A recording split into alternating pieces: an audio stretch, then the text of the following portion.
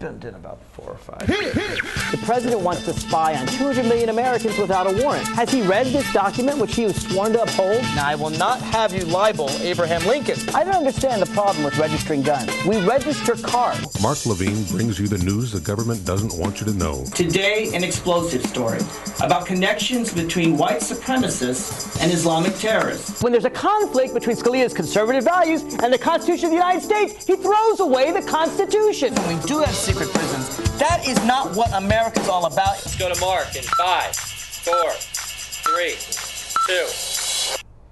Good evening, America. Welcome to the Inside Scoop. I'm your host, Mark Levine. It is 7 o'clock Monday, September 30th. That means that in 5 hours, unless the Republican Party ends its intra-party squabble, the United States federal government will shut down. It's not quite clear what will happen then or if there will be a resolution, but I've invited as a guest someone who knows a lot about the Republican Party. He's Republican strategist Mike Lane. Mike Lane, welcome again to the Inside Scoop. Thanks for having me back, Mark. It's a fun night. It is a fun night. So I want to play for you the person who I think may be the leader, or at least according to the media seems to be the leader of your party. He's someone who's been talking a lot on air lately. This is Senator Ted Cruz of Texas in his 21-hour non-filibuster of the legislation to keep the government going. We'll explain the non-filibuster in just a second. Here's Ted Cruz.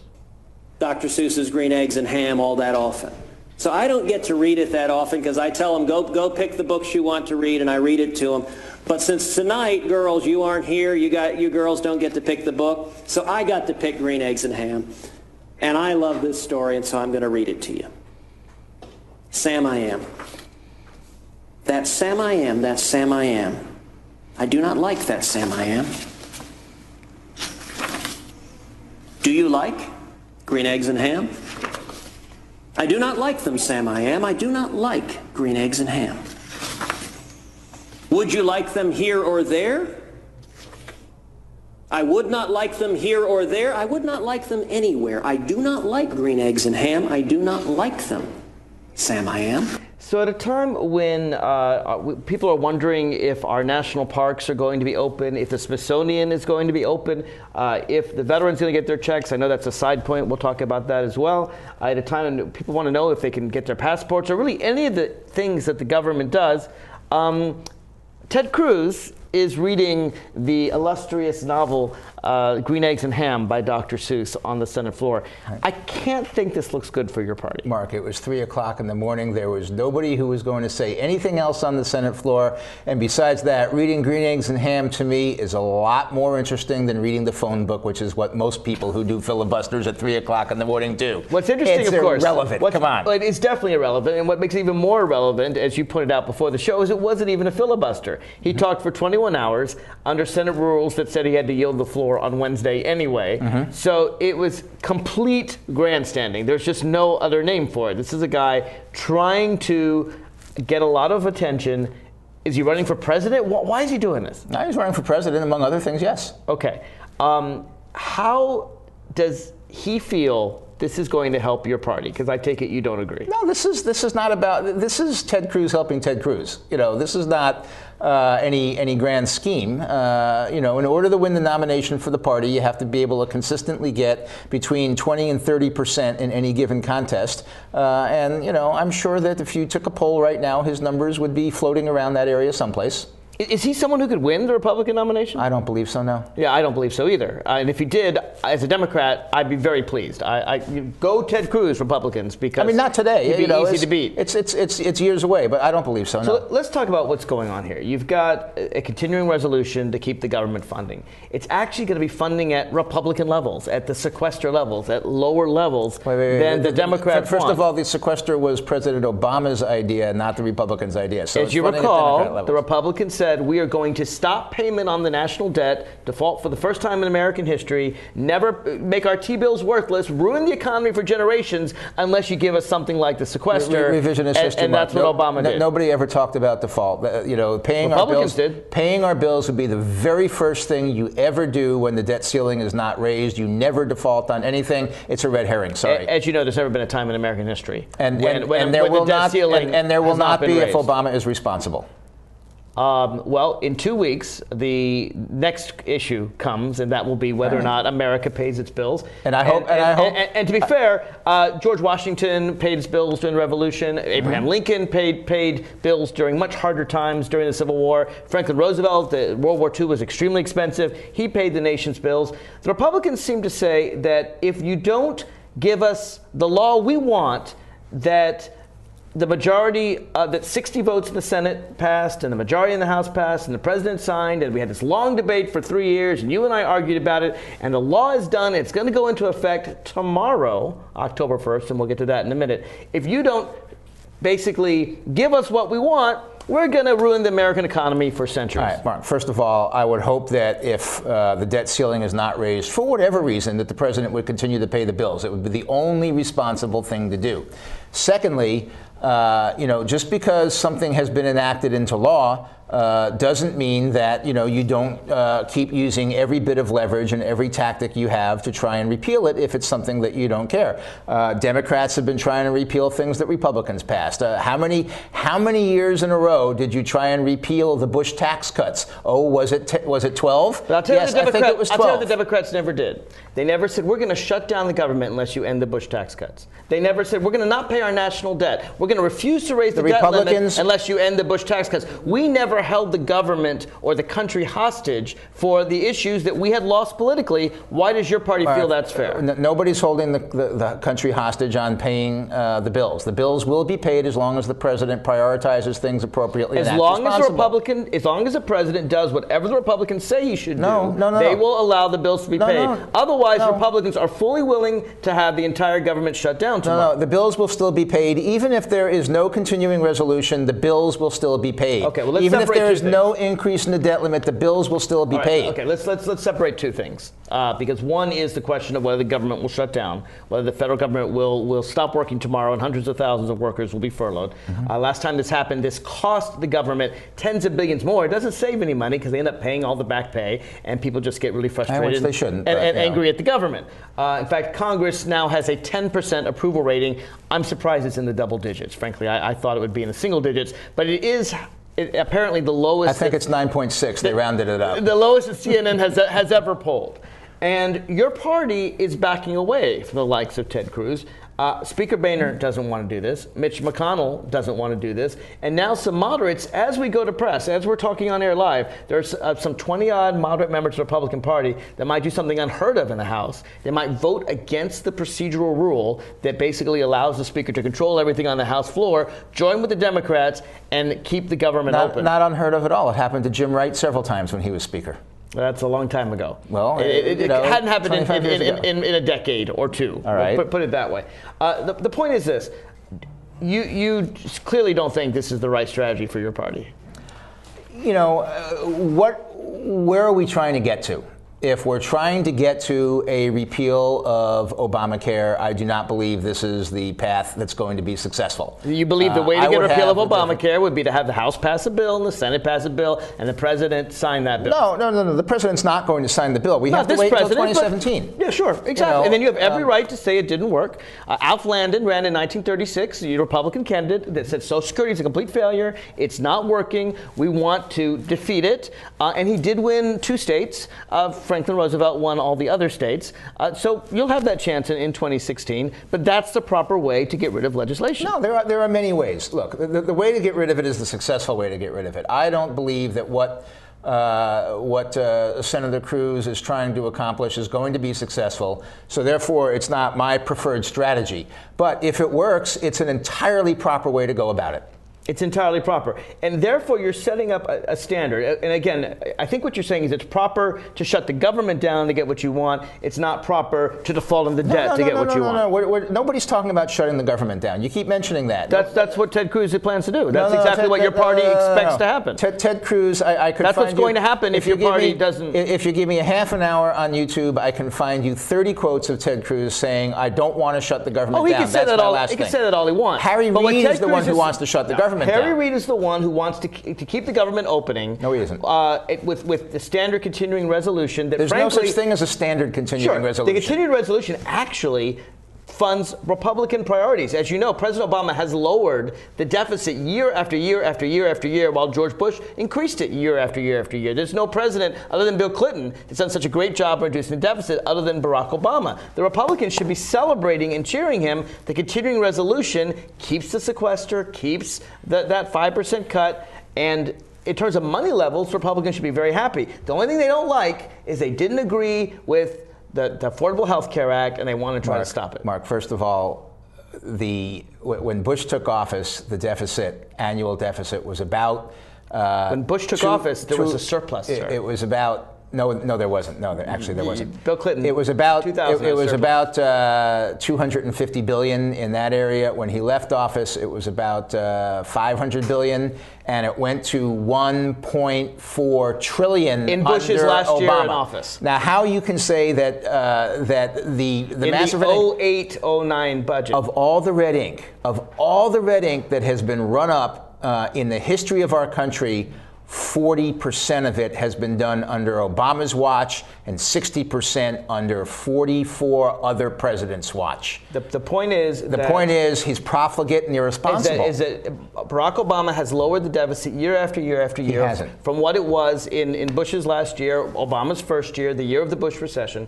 In any case, the Republicans aren't complaining about spending. You're not complaining about the levels in the continuing resolution. I would, but in a CR, basically what you're doing is you're going along with more or less where you are. That's exactly. You're staying where you are, no increases, and that includes the budget sequester, which Democrats have been trying to get rid of ever since it went into place. Republicans have passed legislation to get rid of the budget sequester, and the Senate has ignored it. The Republican legislation is to do things like end food stamps, have more hungry people, make sure that there's more sick people. Mark, there is a bill sitting on Harry Reid's desk waiting to go to the full Senate that repeals the sequester for the Department of Defense, and he has single-handedly kept it in his pocket and refused to let it see the light of day in the Senate. And that's what Republicans do, because what they say is, we want to fund defense. We love defense. We want babies to starve and children not to have health care. And Democrats don't like defense. You don't like national security.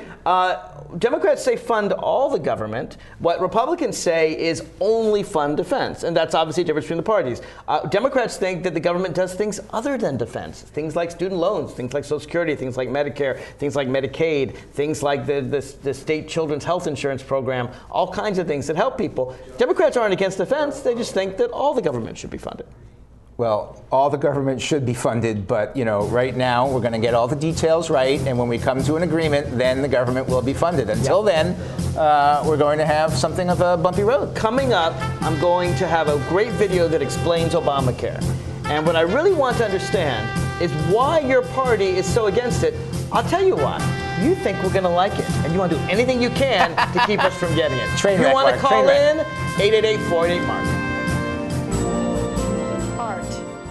A universal language, an expression of culture, of self.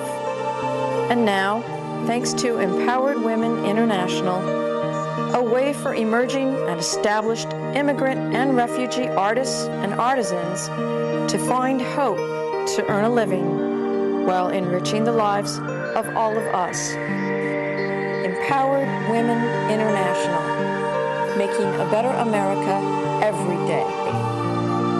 For more information on Empowered Women International's educational programs or to make a tax-free donation, contact cfrip@aol.com.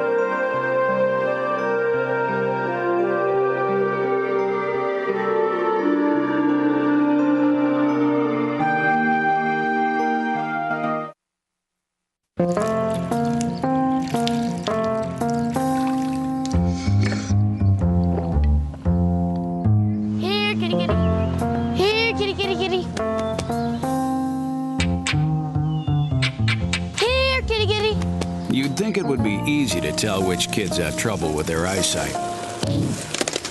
But that's not always the case.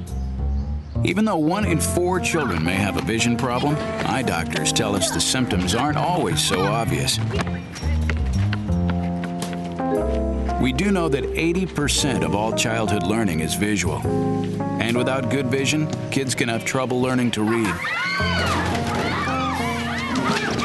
and may fall behind in school. For clues on how to spot the real-life signs of childhood vision problems and what parents can do, visit checkyearly.com. A public service message from the Vision Council of America. I actually like that. That's good. We're back to the Inside Scoop.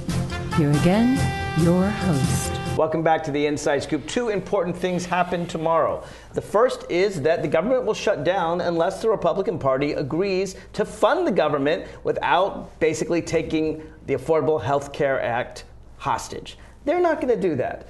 I don't think they may. We'll see. Maybe some moderates will come through and join with Democrats and do that. But the reason why the Republicans are fighting so hard is because Obamacare begins tomorrow. Ted Cruz, when he says this thing isn't working, knows that your first time you'll be able to see at healthcare.gov in 5 hours what exchanges you can buy on is tomorrow. And so they really want to try to stop it before it takes place. I think your party recognizes, Mike, that people are going to like this thing so much that they'll never be able to stop it. And interestingly, Ted Cruz has admitted that. Did you know that? He actually did not admit it in that way. He did. Here's what he admitted, is that once people become dependent on yet another government handout, that it becomes almost impossible to repeal the whole thing. Things like Social Security and Medicare. I don't think he used those examples. No, he didn't use those examples, but that would be, I mean, Republicans were against Social Security, they were against Medicare, and once they came into passage, now most Americans like their Social Security, they like their Medicare, and no one can end them. In the same way, the same thing will happen with the Affordable Care Act. I don't think anybody's talking about ending Social Security. It's a red herring, you know. I mean, well, but his point is that, and I guess my question for you is, let's play what Ted Cruz actually said to Sean Hannity, and I'll let you see for yourself. Let's play this on the screen. If we don't do it now, in all likelihood, Obamacare will never, ever be repealed. Why is that? Because on January 1st, the exchanges kick in, the subsidies kick in, and the Obama administration has, by the way, eliminated the eligibility requirements. There's no checking on it, which means it's basically setting up liar loans. Their plan is to get the American people addicted to the sugar, addicted to the subsidies, and once that happens, in all likelihood, it's over. Never gets repealed. So we either do it now, or we surrender entirely. But the second point, which is so frustrating, but right now, in all candor, we do not have the votes to do this. We don't have the votes in the Senate. We don't have the votes in the House. And to be honest, we're not close right now. So this is Ted Cruz talking with Sean Hannity, no liberal in the room, to be sure. And what they agree on is that this thing, once it happens, will never get repealed. Once Americans get a taste of this sugar, and that's the word he used, the sugar is the subsidy, it's not the health care. The sugar is, he very clearly said, the sugar is the subsidy, not the health care itself. The subsidy is exactly what Obamacare is. That's the definition of Obamacare. No. It's a subsidy to allow people to buy health care. The Obamacare is the government takeover of the health insurance industry, so that you need to, Mark, no takeover. There's no takeover at all. My plan disappeared. My plan is illegal under Obamacare. They've pulled out. I have to shop now because my plan has disappeared. As you know, Mike, in Virginia, the governor, unfortunately, is not implementing Obamacare for Virginia because he's a Republican. And we're having a federal exchange. Which is terrific. I can't wait for the exchange. Because my plan has disappeared under the federal exchange. I think they will not let me have it. I think there's a lot of misinformation on exactly what's going to happen tomorrow. So I have found a wonderful clip. The president said I could keep my health care. You can. I can't. My health care, health plan has disappeared. My company has pulled out of the market because it is illegal under Obamacare. Now wait, if you're employed by someone, you're fine. No. I'm self-employed. Okay. So just to be my clear, health care has disappeared under Obamacare. Someone, you're fine. If you get health care from the government, children or Medicare, you're fine. He said if I like my health care, I can keep it. I can't. He misrepresented the facts of his legislation. If your insurance company was charging you 25, 30, 50% profits, no. It's true they have to give some of it back. I don't know who the insurance company is. They're not allowed. Mine's continuing. They're not allowed to have a catastrophic plan such as the one that I chose for myself. You know what? They are. Let me play for you. Not such as the one that I chose for myself. My plan is illegal. Take a look at what happens tomorrow, because you're going to be able to go at healthcare.gov along with everyone here to see what's available. You know what, Mark? There may indeed be a better plan out out there. Doesn't matter. My plan has been taken away from me, and the president did it. That's the point. Well, we don't know that that's true. I don't know what your my letter from your my insurance company said they were pulling out because of that. I'm sure they blamed Obama. But wait till you see what else you can get. Let me play for you. This is a good long clip. It's going to take about 7 minutes. We'll go into it. But I want to play for you because I think this is the best explanation I've seen of exactly what's going to happen starting tomorrow. All right. It better not be the president. It's not.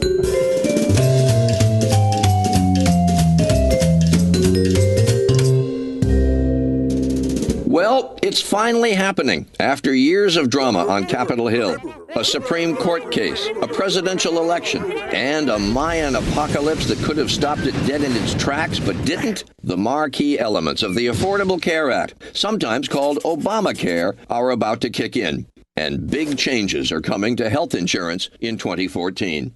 In the next few minutes, you'll get a pretty good lay of the land by once again watching your fellow Americans, the U-Tunes, find their way through the system. There are 4 main ways nearly all of us will experience health care once the health reform law goes fully into effect. About half of us will get insurance through our jobs, just like today. About a third will get covered by the government through Medicare and Medicaid. About 1 in 10 will buy insurance themselves. And unfortunately, another 30 million of us or so, just under 1 in 10, still may not have coverage at all. But let's begin in the workplace. Many Americans are already covered by their employers, and for them, not a whole lot will change. There will be some new advantages, though, like caps on how much you have to pay out of pocket, and free preventative care. The bigger changes are coming for those who work for larger companies but aren't covered now. That's because the government is going to require companies with 50 or more employees to cover full-time workers or pay a penalty. So more workers may find themselves covered. Smaller employers won't face the same penalties for refusing to buy insurance, but they'll be encouraged to do so. The government will be setting up special marketplaces to make it easier for small employers to take the plunge. Some will be offered temporary tax breaks if they do. And unlike now, insurers can't inflate prices if some employees are sick. So many of us will be getting covered at work. A lot of us will be covered with help from the government, just like today. Not much will change for seniors on Medicare. The law has already started helping with prescription drugs and better preventative care, and that will continue. Medicaid, on the other hand, is expanding to cover more of us, especially poor adults, many of whom aren't eligible today. If your income is low, Medicaid will cover you, most likely in a private insurance plan. But there's a catch. The Supreme Court ruled that governors and legislatures of each state should decide whether or not to be part of expanding Medicaid. In states that get on board, the feds will cover almost all the cost. But for those who don't, you may be left with the same options you have today if you're poor. So you'll want to check out your state's decision if you think you might qualify for Medicaid. Even with employer coverage and the expansion of Medicaid, a lot of us will still be left out. For those not covered or who find their work coverage too expensive, a new way to buy insurance on our own will be popping up everywhere. They're called health insurance marketplaces, though they may have a fancier name than that in your state. The health insurance marketplace is like a virtual insurance mega mall. Here you'll find private insurers competing for your business, and you'll be able to pick out how much coverage you want and how much you want to pay for it. From cheaper, high-deductible bronze plans to more expensive platinum plans. Still, all plans will cover a comprehensive set of services like hospital and doctor visits, maternity care, mental health care, and drugs. Most everything any of us need, at least when it comes to medical care. As with Medicaid, not all governors are on board to set up these marketplaces, but the feds will open their own in those states, and so you probably won't notice much of a difference. One big advantage of buying insurance through these new marketplaces is that the federal government will provide most people with a tax credit to make insurance more affordable if you don't have any other options and your income is below a certain level. In fact, most people buying on their own will be eligible for a tax credit and won't have to pay the whole premium themselves. And the marketplaces will make sure that insurance companies operate fairly under strict rules. They'll have to offer everyone insurance even if they're sick. and they won't be able to charge more for pre-existing conditions. Unlike today, men and women will pay the same price. And prices for older people will come down, while young people will pay more. To keep costs down for young people, though, they'll be able to stay on their parents' plans until 26 and buy low-budget catastrophic plans until they're 30. Of course, all these changes still don't mean insurance will come cheap. Most people buying their own coverage will end up paying less with the new health insurance tax credits. But some people will have to pay more, even though many of them will be getting better and more secure insurance. So let's be realistic. Not everyone's going to run out and buy insurance. Some might say, hold on a minute. If I can't be turned down or charged more, why not just wait until I get sick or injured to buy insurance at all? Well, first, you can only get coverage during special enrollment periods, so if you snooze, you may lose. And second, thanks to something called the individual mandate, if you're not insured, you pay a fine, making this option seem not nearly so clever. Still, if you really can't afford to buy in and can't get insurance anywhere else, the government will waive the penalty, so don't panic. By now, you've probably noticed a lot more people will be getting a lot more coverage. Where will the money to pay for that come from? Taxes. Many of them targeted at the health industry itself, even tanning services. Yes, individuals will pay too, mostly the wealthiest Americans, who will be paying more into Medicare. Also, hospitals and insurance companies participating in Medicare will get paid somewhat less. Not painless, but somebody's got to pay. So, as Americans prepare for 2014, how will you be covered? How would you like to be? Now's the time to figure it out and get on the path to setting yourself up for the best insurance at the best price. After all, who wouldn't want that?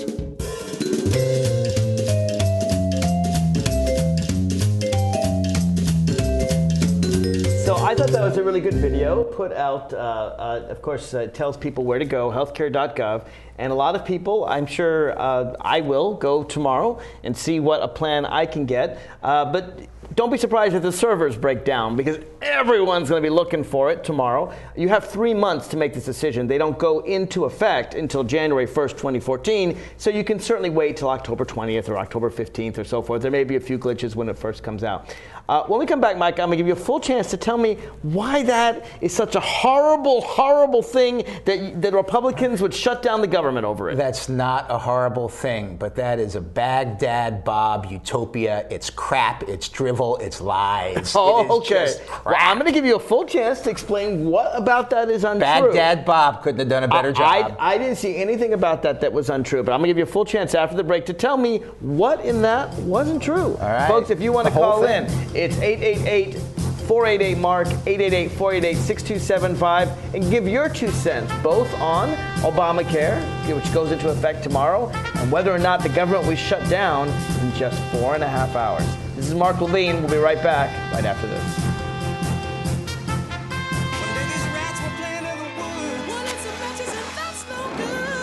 Listen to smoke before you give it a try. Only you. Don't play with matches. Don't play with fire.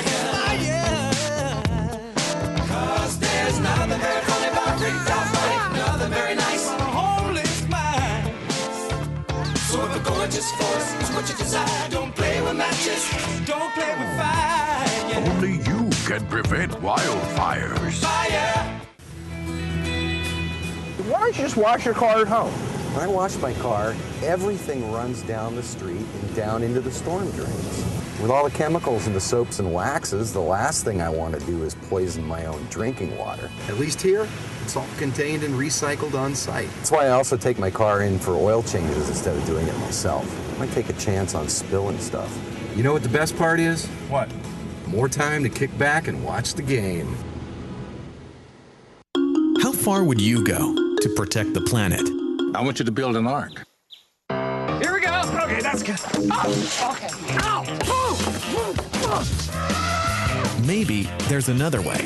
People, the flood is imminent. Is it too much to ask for a little precipitation?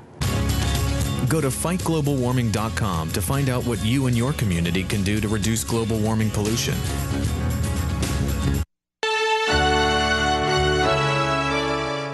Somewhere around the world, there are men and women of the armed forces risking their lives, helping rebuild communities after natural disasters, collecting toys for needy children, tutoring kids in school.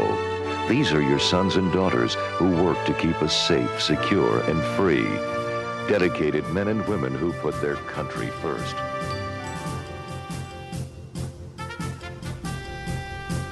We're back to the Inside Scoop.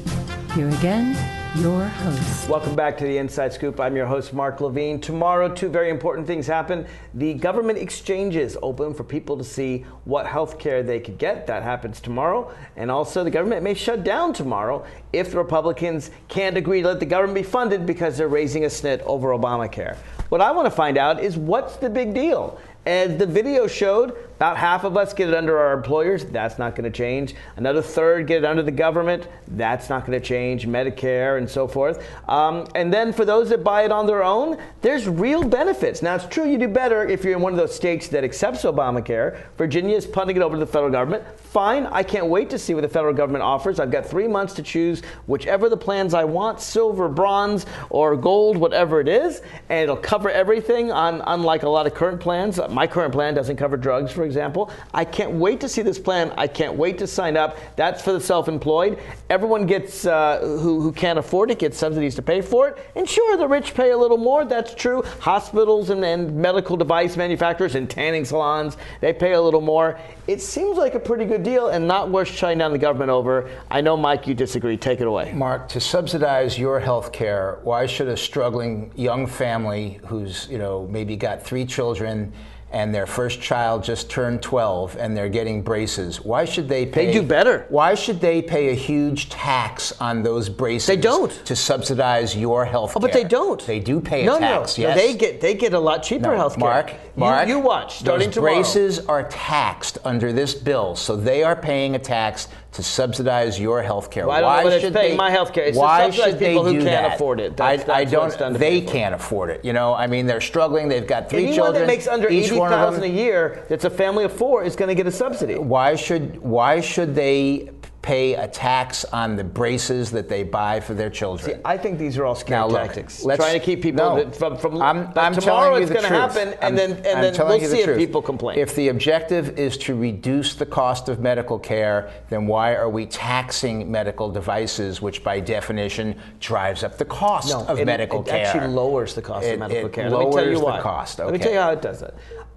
In every other civilized nation on earth, every Western nation, in France, England, Canada, the Netherlands, Japan, Australia, and New Zealand, medical devices are way cheaper because what they do is they jack up our prices because they know the insurance companies are going to pay through the nose, the government's going to pay through the nose. Now there are cost restrictions. By taxing them, the medical devices are going to have to take a little bit less profit and provide these devices. That's fantasy. That's George Orwell. It works everywhere else in the world. Bob. It works everywhere else in the world. Okay.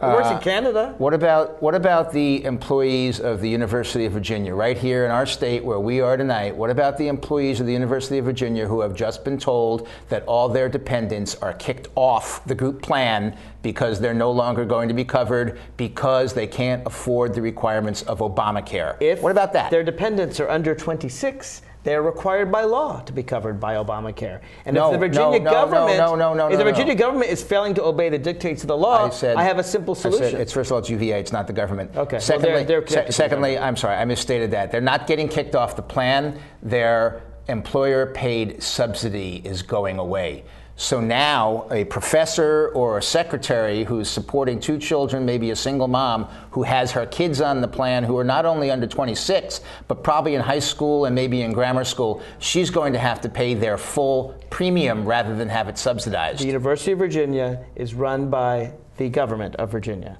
There's an easy answer to it. No, it's run by the Board of Governors of the University of Virginia. They get a subsidy from the state. They're not a private university. No, they're getting the subsidy from the state. They're using it to subsidize their employees. They are no longer going to subsidize the dependents of employees who might get it elsewhere. It's an easy answer. Elect Terry McAuliffe in 1 month, and you'll have a Democratic governor, and he'll make sure that doesn't happen. Now, you're right. Ken Cuccinelli will make a lot of people suffer. That's true. But Terry McAuliffe, I guarantee you, will not have the University of Virginia take away anyone's health care. What about about the community college in Florida who has just told all of their professors that they're limited to 28 hours a week in terms of what they do in preparation, teaching, testing, consulting, and everything else with their students. They will not exceed 28 hours a week because they can't afford the cost of Obamacare. That's their stated reason. Well, they can state whatever they want to state. There are a lot of people that are going to try to be cheap. Look, we know that employers, if you hire less than 5 people, you don't have to do certain things under the law. If you hire less than 30 people, you don't have to do certain things under the law. That's just the way the law works. There are these places. What you're saying is that the people who have 30 might be able to reduce it to 28. But if you've got 530, you're not going to be able to reduce your employee pay force. The vast majority of Americans work for places that either have 100 plus employees or 5 or 6 employees, not the people that can just barely try to change the hours by 1 hour. Mark, Very few people can work 28 hours. What about the people who can't get a job in Obama's economy because he's driven the job so far away, and yet they're struggling, they're hustling, they're waiting tables 38, 40, 42, 44 hours a week, and if they work for a major restaurant chain, they've just been told effective tomorrow they are working 28 hours a week and not an hour more. First of all, what about those people who are just trying to pay their rent and they can't get a job in Obama's economy? Well, people who have had trouble in the current economy, which, as you know, began with the Bush recession.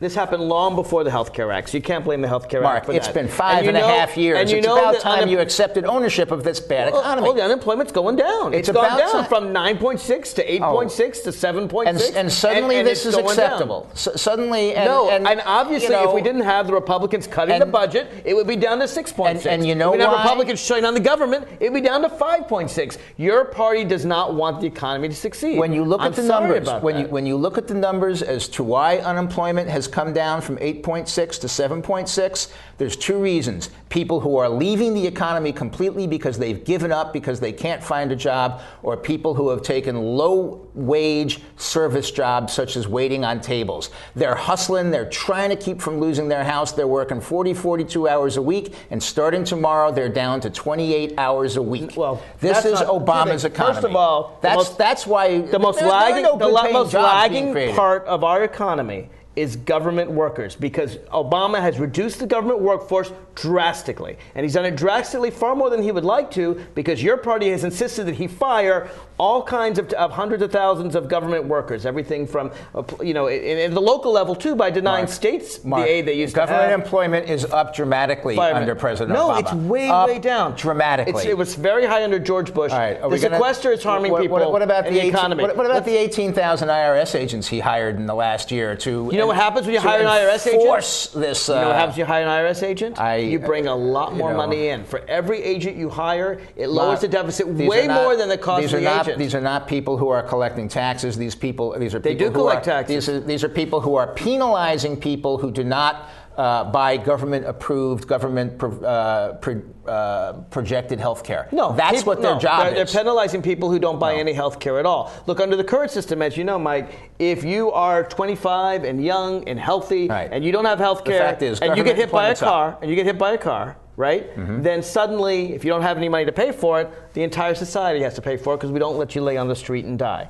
But what this health insurance would do is it's much, much cheaper for the 25-year-old to pay a little bit of their own insurance than it is for all of us to pay for the cost of an emergency. The 25-year-old is paying nothing. Now he's got to pay, probably $3,000 a year. You can't tell him that a $3,000 difference is nothing. It's not going to be $3,000 a year, number one. And number two, you as conservatives used to believe in individual responsibility. Do you believe that if this person is hit by a car and can't afford it, that all of us have to chip in and pay for his care? I think you do, right? You support that law, don't you? You wouldn't let him die in the street. You're a good guy, right? No. So, given that that's true, why shouldn't we have him pay for a little bit of his care himself? I would not let him die in the street, but I see absolutely no reason for the government to force you not to let him die in the street, should you choose to do that. Well, if we don't let him die in the street, that's something we choose as a society. That's something we vote on. I guess under that provision that you would be against Social Security and Medicare and Medicaid, because you wouldn't want society to pay for people how in many trouble. How many times have on your show have I stated that I support Social Security? Let's not go down these roads. It's the exact same principle. I mean, health care is, I think, a human right. I think every American has the right to live. Health care is a responsibility. It's a right. It's a responsibility. It's a responsibility of society to take care of the people within It's a responsibility. For the people to get health care. A human right. When did we invent this human right? Was this a human right in 1700? Neither was education. But I think education is a human right as well. Was this a human right in No, 1700? and freedom from slavery was also not a human right in 1700. Should have been. Well, it should have been, absolutely. Yeah. The point is... And it should be today, even though it's not. The point is, in 35 nations, it's a human right. In 35 nations, people just go in and they're sick and they see the doctor and everything's good for them. It's a responsibility, Mark. Let me tell you something. The idea that some corporation is going to do some horrible thing if we don't stop this law, to me it's kind of like saying, we can't stop slavery, because if we stop slavery, then you know what's going to happen? White people will let black people starve, and that would be really bad. Mark, you're saying corporations, if we do Obamacare, corporations are going to fire all these workers. These poor workers, I say, screw these corporations that want to fire people rather than give them health care. Do I have to remind you it was the Democratic Party that defended slavery and the Republican Party that ended slavery? Is that in something 1865? Do I have to remind you in 1965 that the Republicans did the Southern strategy and turned against civil rights? Do I have to remind you that while Al Gore's father was filibustering the Civil Rights Act on the floor of the Senate, that it was the Republicans who joined with Lyndon Johnson and passed the Civil Rights Act? Do I have to remind you that? Do I have to remind you of that? Do I have to remind you that Martin Luther King was a Republican? Do I have to remind you that the Southern Democrats, of which you complain, all became Republicans? Everyone down to Strom Thurmond, to all the Southern Republicans, Democrats became Republicans. And Strom as soon as the Republican Party transitioned into a very progressive, civil rights-oriented senator, and you know. Oh, that's ridiculous. He did. That is ridiculous. Well, it's not ridiculous. I don't think the Dixiecrats ever became progressive or supportive of civil rights. On civil rights, You're getting off the subject. My point about Obamacare is, at the end of the day, what it does is it provides more affordable health care. No, it provides less affordable health care. Tens of millions of Americans, and Ted Cruz knows it. Mark, in 3 months, it provides less. You're not going to be able to stop healthcare. this thing because Americans are going to love it. It provides less affordable health care. It provides less choice. It provides less quality. Another thing they lied about, they're saying, oh, and by the way, along with this is free preventative care. Yes.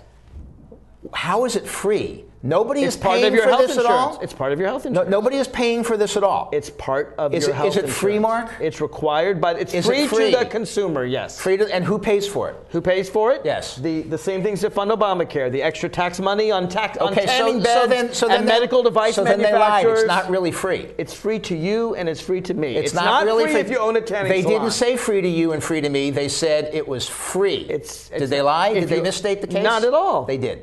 Not at all. If somebody provides hot dogs on the street to you for free, do you say they're free hot dogs? You say they're not really free because the guy who's giving the hot dogs paid for them. Right. If someone provides, if they're free to me. They're free to people. Right. They didn't say that. What's gonna? They did. They said the tanning bed salons are gonna pay a little bit more so that you and I get free preventive care. That's fine with that. The whole thing was such propaganda. I can't tell you how bad it was. You haven't told me anything about it that's untrue. I've told you 17 things in the last 15 minutes. What was untrue about it? 888-488-MARK. Joining the discussion, 888-488-6275. Right back after this. We'll get to Virginia. Saving for retirement might be easy for some folk, but for others, it might take a little more work. And for those who haven't started, there are still things you can do to catch up. Oh, that is good news. Like getting out from underneath past debt. And don't get wrapped up with high-interest credit cards. Get you some eyes. Be diversified with your investments. Don't put all your eggs in one basket. Your financial goals are not out of reach. The choice is clear. For a happy ending, choose to save. Everyone with alcohol and drug addiction is in the same boat.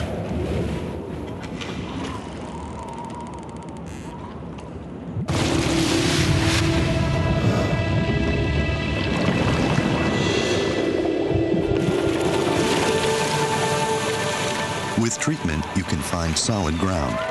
For drug and alcohol information and treatment referral for you or someone you know, call 1-800-662-HELP.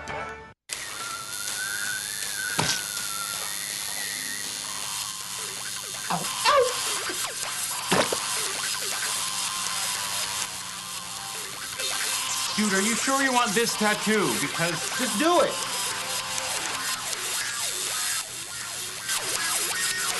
Some mistakes in life are permanent.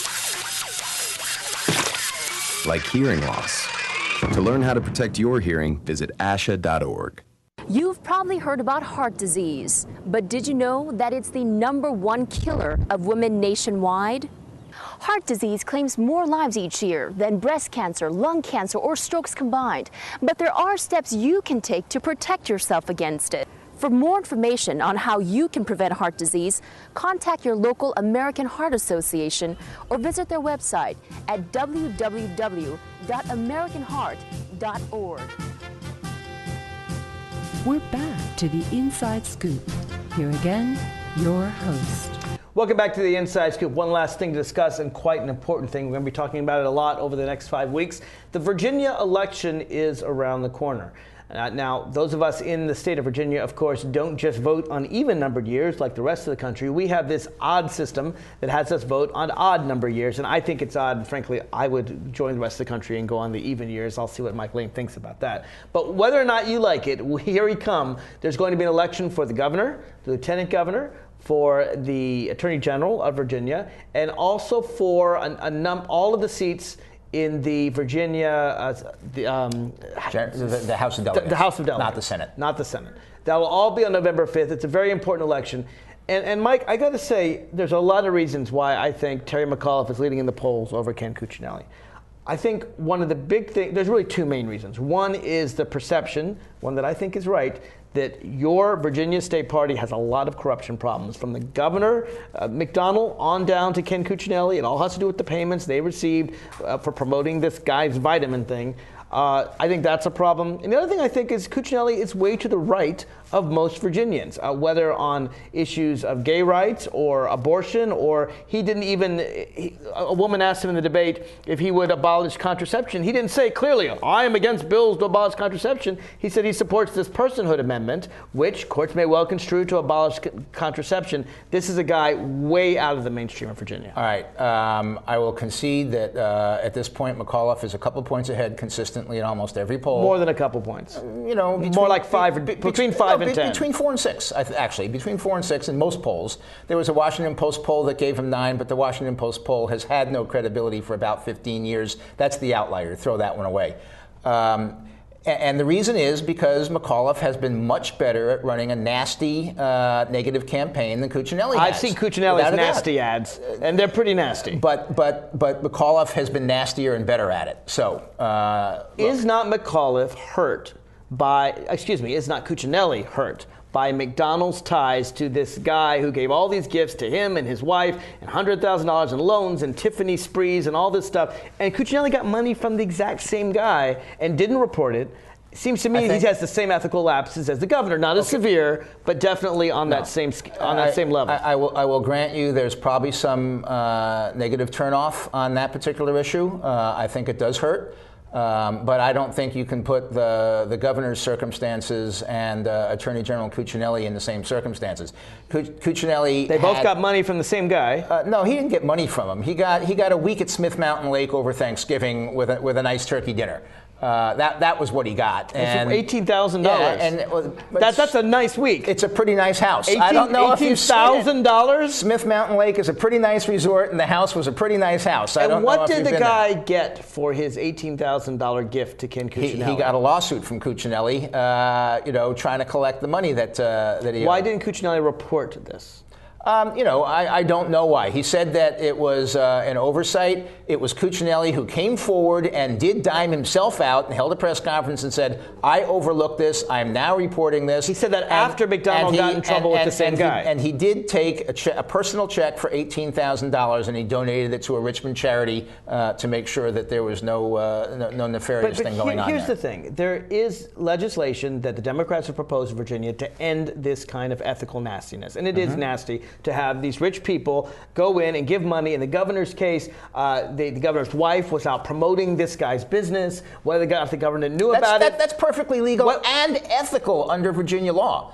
Now, Mark, it shouldn't be. Okay, maybe it shouldn't be, but there's absolutely nothing nefarious about the way you described it. It's all kosher under Virginia law. We will see, because the prosecutors are looking into this, and the governor and his wife may well be indicted. We'll find out. In fact, I got to give kudos to the Justice Department. They haven't indicted him prior to the election. They're waiting until after the election, and I think that's a nice thing to do because it could affect the election. It would hurt your party very much. I actually think they're being pretty reasonable about this, the Obama Justice Department. We'll see whether or not they're indicted. But my point's broader than this. McDonald. Well, if they're indicted, it's for doing something above and beyond the circumstances that you just described. I think it'd be for fraud. I think it'd be for lying about it. You didn't allege fraud or lying. You very accurately described the circumstances, and nothing was nefarious under Virginia law about those circumstances. But here's the thing.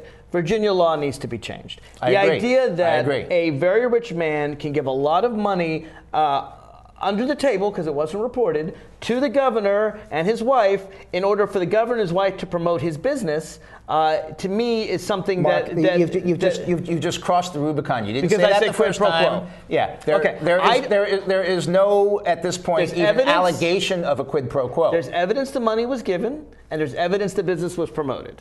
Now, you can tell me that they had nothing to do one with the other. You can tell me that the gift, the Rolex watch that he bought for the wife to give to the husband, had nothing to do with the fact that the wife is going out chilling for his business, and so is McDonald. No, I'm troubled by the gifts. I don't think they should have happened, and I think they ought to be outlawed under Virginia law. Good, but does Cuccinelli support that? I don't think he does. Yes, he does. But however, it is the governor's responsibility to promote businesses that are domestically located in his state. Now, on to Cuccinelli. Cuccinelli was the first one to call for a special session of the General Assembly last summer to come back and to enact laws that would deal with the ethical and reporting problems that we see now. Specifically, he was the one would who make wanted this kind of payment illegal, and he hasn't answered that question. He's dodged it. No, I don't. No, he said he would. Absolutely. What he dodged, the only thing he dodged is McAuliffe is out there saying, well, I think we ought to just outlaw anything under $50 or anything over $50. And so, okay, maybe Cuccinelli thinks it ought to be $60, or maybe he thinks it ought to be $40. No, I'm not saying he does, but he has not endorsed the $50 limit that McAuliffe has endorsed. But Cuccinelli was the very first person to call for a special session of the General Assembly to come back last summer and to deal with this problem. Why doesn't he call for McDonald to resign? There's no reason for McDonald to resign yet. There's yet.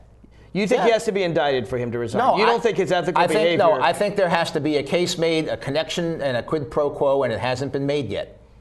I think, frankly, what he did is enough, particularly with regard to the payments to his wife, to resign. But that's a side issue. Let me talk about Cuccinelli.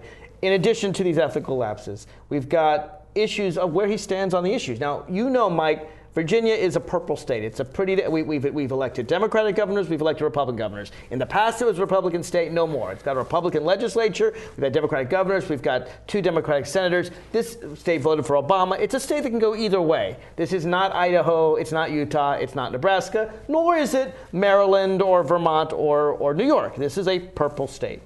In a purple state, Cuccinelli's positions on banning things like the morning after pill, which a lot of people see as contraception, on bringing back sodomy laws, which he thinks need to be brought back, which would make illegal oral sex between people.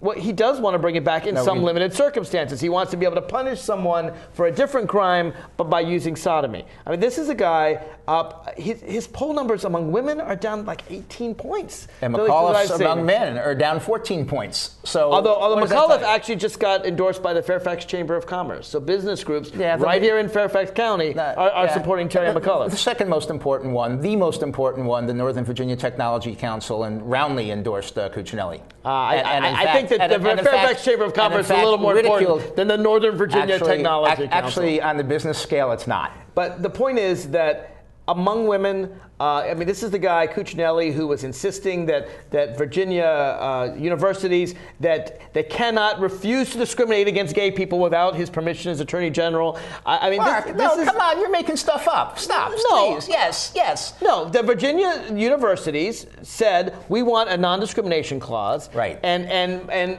Cuccinelli, as the Attorney General, said, you can't do that without our permission. No, he issued a legal opinion. Right. And he said that having studied the Constitution and available statutes, I find no authority in current law or in the Constitution to not discriminate for state agencies to independently issue these kinds of statements. It has to be done statewide, or they have to have the authority from the General Assembly to do it. You know, if you don't want, if you don't want an Attorney General who's going to fairly interpret the existing statutes of the Commonwealth of Virginia, then what do you want in an Attorney General? Do you want someone who crusades and makes this crap up? There's a Supreme Court opinion, the Romer cases, I'm sure you know, that says that local authorities actually can. Except Virginia is a Dillon rule state, which is different from 48 other states. He also has gone against the Supreme Court, which has gotten rid of sodomy laws. He wants to bring them back in certain circumstances. But to me, the most interesting thing is women. This is a guy who's willing to ban the morning after pill. He's willing to ban contraception. He wants a personhood amendment. There's a reason he's so far behind among women. There's nothing in a personhood amendment that bans contraception. Sure there is. It doesn't exist. It doesn't exist. And, you know, I know Ken Cuccinelli personally. He has never once mentioned this as part of his agenda to me, and I've talked to him a lot. He was asked at the recent debate about contraception, and instead of saying, no, I wouldn't ban contraception, he said, the nice thing about me is you know where I stand. Well, we do know where he stands, and thankfully his term as Attorney General will end soon. Let's talk I don't think he's going to be governor. Let's talk about TMAC. You know, I want to talk about the guy who says, when, you know, reinforcing his perceived alcohol problem, when he says, when they say, oh, have you not seen the pictures of him in Puerto Rico swinging it out of the bottle? You're telling me the man can actually drink? Which on is television? You know, since Prohibition ended, alcohol has been legal in the United States. Terry, with a Republican General Assembly, how are you going to get your agenda through? Well, I'm an Irish Catholic. I'm going to take him out and ply him with alcohol, was his answer. That's how Tip O'Neill and Ronald Reagan did it, and it seemed to work. That's the difference. Ronald Reagan plied no one with alcohol. Ronald Reagan and Tip O'Neill, both Irish Americans, got along quite well and were able to get a lot of things together the way, unfortunately, Republicans refused to negotiate with Obama and the federal government. 2 quick points. There is also an Attorney General race and a Lieutenant Governor race. Your Lieutenant Governor Republican candidate is a wacko. No, he's not. The Democrat, no, he's not. Dr. Northam is a very well-respected, longtime member of the legislature. He is not respected. Mark, here's a guy who won the nomination by going around the entire Commonwealth saying, I never saw an abortion I didn't like. He had one issue, abortion. He didn't He's say, a I never saw one-dimensional, one-issue an abortion candidate. I didn't like. The guy is just an abortion freak. You can't call him mainstream. And your Lieutenant Governor candidate he compared Planned Parenthood to the KKK. He's talked about gay people as being perverted. This is a guy who's running to be, let's face it, the head of the Taliban in Virginia. He wants to bring his own fundamentalist Christian sect in charge. This preacher needs to not be Lieutenant Governor. As Lieutenant Governor to be, Jackson has said, there are things that you say in the pulpit that you do not bring out of the pulpit. But he said outside that you the do pulpit. not bring. Well, he was on a Christian radio station in his role as a pastor. Separation of church and state. Right. This guy needs to stay in his church. And he said that. There are things you say in the pulpit that I do not bring to public office. He said that. Well, we're going to have lots more opportunity to talk about the Virginia elections. It's 5 weeks. Do not forget to vote. First Tuesday in November. That's the most important thing. Do not forget the Virginia elections. Mike, it's always a wonderful exchange. Appreciate it. I appreciate that. And take a look. I think you're going to find on the healthcare.gov, there's a good plan for even you. I don't want it. I don't want it. He doesn't want to save money. I don't know why. Thanks again, Mike.